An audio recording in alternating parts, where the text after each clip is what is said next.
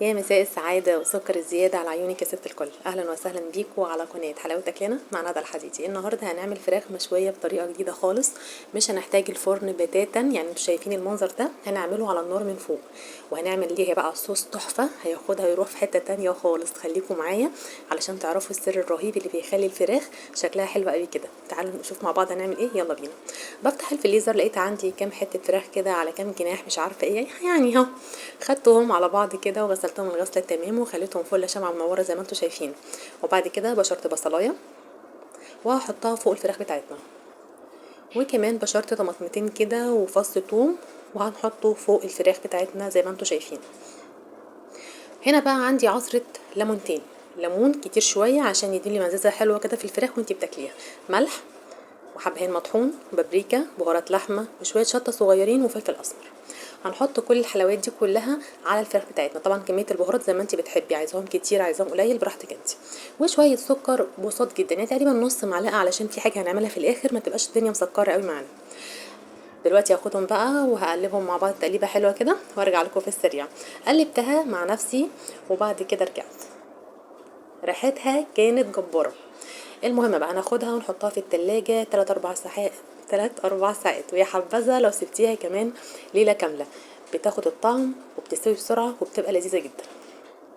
لغايه ما نحطها في التلاجة تاخد وقتها هعمل معاكم شويه سلطه بلدي كده حلوه تحلي الاكله بتاعتنا. هنجيب عندنا طماطم شرايح، وكمان عندي خيار شرايح، وفلفل وبصل شرايح برضو، وشويه بقدونس على كزبره على شبت. انا كان عندي بقدونس وكزبره بس، فقطعت بقدونس وكزبره بعد ما غسلتهم حلو ونقعتهم في شويه ميه وليمون، وهنقلبهم التقليبه التمام.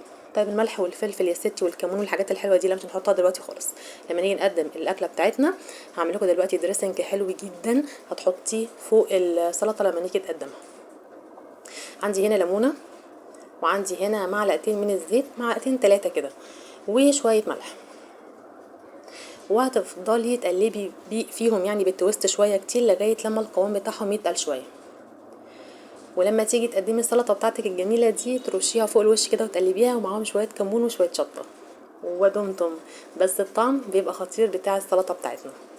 هنسيبهم بقى دلوقتي على جنب ونرجع مرجوعنا للفراخ بتاعتنا. تمام تمام. هنجيب صينيه، هنجيب جريل، هتجيبي اي حاجه انت بتستعمليها في التسويه فوق النار، مهم ما تكونش بتلزق. تمام. وهنديها يعني بصي شويه، يعني تحطي معلقه صغيره من الزيت وتوزعيها في الصينيه كلها. تمام تمام. وبعد كده هنجيب الفراخ بتاعتنا وهتنزلي بقى حته حته كده، ولازم تكون الصينيه بتاعتك نار سخنه جدا عشان الفراخ ما تنزلش ميه، ولما تيجي تاكليها تلاقيها طريه وجوسي كده من جوه. حلوه قوي. تمام كده.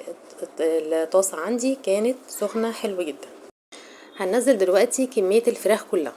طيب لو انت هتعملي فرخه كامله هتعملي ايه؟ هتجيبي الفرخه وبعد ما تغسليها غسله حلوه ونقعتيها في محلول النقع بتاعنا الجميل، هتبقى يعني هتيجي من عند البطن كده وتشقيها بالطول، وبعد كده تشيلي الرقبه كلها وطرف الجناح وتظبطيها كده وتشقيها من كل حته تحسي ان هي فيها لحمه كتير، يعني من عند الصدر ومن عند الحتت اللي هي مثلا مفاصل لازم تشقيها علشان خاطر ميبقاش فيها دم. وتظبطيها كده بقى، يعني تشرحيها حلوه كده. وتتكي عليها قوي من عند الصدر كده، من عند الصدر تكي عليها كويس، علشان لو سمعتي التكه دي بقى خلاص العظمه اللي في النص اتفتحت وتبقى سليمه معاكي ومسطحه كده ما تيجي تسويها.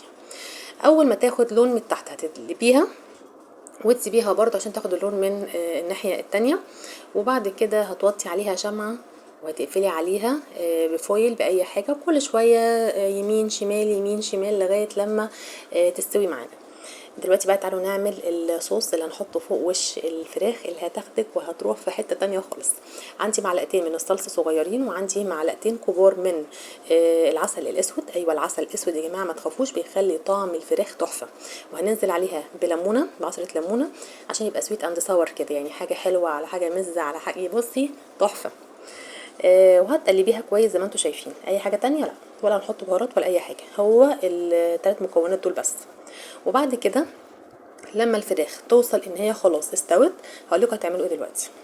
طبعا زي ما احنا قلنا الفراخ كل شويه تفتحي عليها وتقلبيها يمين شمال، ولو حسيتي ان الطاسه بتاعتك نشفت شويه حط لها شويه زيت صغيرين كده. الفراخ بتاعتنا استوت وخدت لون حلو جدا. هاخد بقى الصوص اللي احنا عملناه وفوق الوش كده بتاع الفراخ وتدهنيها. بس ما تحاوليش بقى تقلبي الفراخ الناحيه التانية وتعرضي العسل بتاعنا للحراره عشان ما يمررش. خلاص احنا عايزينها كده بس زي الفل. حلو قوي كده. والمكون بقى اللي بيخلي برضو طعمها حلو قوي السمسم. بعد ما خلاص دهناها كلها كده من فوق الوش هنجيب السمسم بتاعنا وهنوزعه فوق الفراخ. والله جربوه يا جماعه، مش يعني ما حدش يشوف الموضوع ويقول لا الطعم هيبقى مش حلو عشان العسل وسمسم وكده، لا لا، بجد طعمها خرافي، يعني طعمها حلو جدا وعندي الاولاد بيحبوها جدا. تعالوا بقى نقدمها مع بعض، يلا نقدمها مع بعض.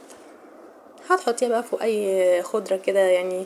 بصي خلي الاكل بتاعك يعني ايه يتكلم عن نفسه. خلاص. هنا برضو كان رز بسمتي. انا طبعا الحبه دول كنت حطاهم في صينيه تانية. دول لزوم المصمصه يا جماعه، انا بحب امصمص جدا الفراخ، الرقبات بقى والجناحه والكلام ده اموت فيه قوي. وشويه السلطه حاطين عليها الدريسنج بتاعها والملح والكمون والشطه. والف هنا وشفا على اللي كلها. عايزاكم تجربوها وتقولي رايكم في الكومنتات ايه رايكم فيها. ولو عجبكم فيديو النهارده اوعوا تنسوني في لايك حلو زيكم وكومنت عسل وتشتركوا عندي في القناه عشان يوصل لكم من كل جديد ان شاء الله.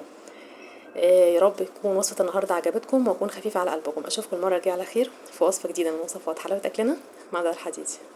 حفظ الله ورعايته. مع السلامه.